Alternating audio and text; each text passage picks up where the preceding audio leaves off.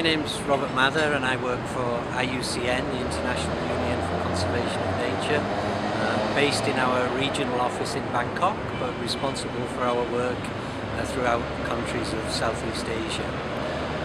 One of the projects that I'm involved in is building resilience to climate change impacts in the coastal zone of Southeast Asia.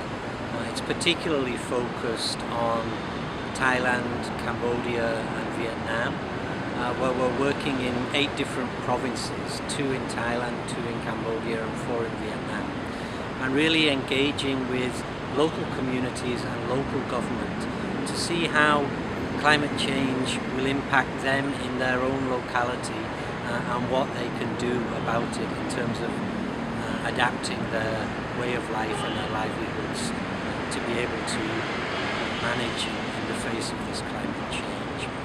And although the context of every community and the 3 countries is somewhat different, and the overall approaches and the specific activities also again differ from place to place, I think we're drawing out a number of general guiding principles that I think are applicable not just in those specific areas that we are working in, but along the whole coastline, and probably also similarly in other environments as well, whether in the urban or the rural areas. So what are these principles that I'm talking about? The first one is that we really need to be in it for the long term. We really need to be focused on long-term solutions, not just short-term fixes. And these have to be solutions for both people and nature together. And then we need to look at what we call the no regrets actions. That means that, reality is that we're all concerned about climate change, but we don't know exactly how the future will play out.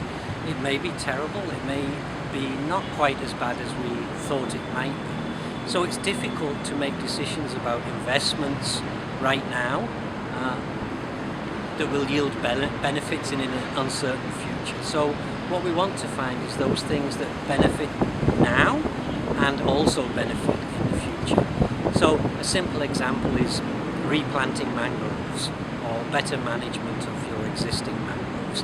It yields benefits right now in terms of improved fisheries, in terms of improved livelihoods, in terms of protection from erosion and so on, but it will also yield long-term benefits in terms of protection against increased storm surges, increased storms and typhoons and wave action and so on, if those things do get worse in the future, as we think they may do. It's also important as a principle that we really work with the local communities in a participatory way, but beyond that also we need to address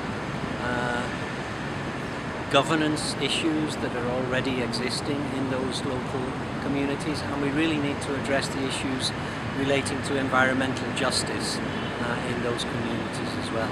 As an example, some of the communities that we're working with have no secure tenure over the land on which they're living and in which they're earning their livelihood from. So it's very difficult to work with those communities to restore the local habitat, to plant mangroves, to take care of the coral reefs and the seagrass and the other coastal resources if they don't know whether they'll actually be allowed to continue to live there in the long term or not. So these issues have to be addressed as in terms of what we call the adaptation deficit, the things we have to do first before we can really address the need for longer term adaptation.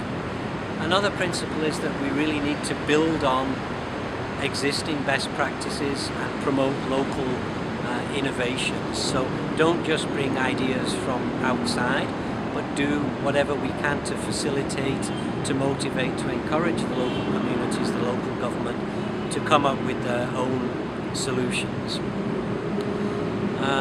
As a conservation and sustainable development organization, of course we want to promote the nature-based solutions, or what we call ecosystem-based adaptation to climate change.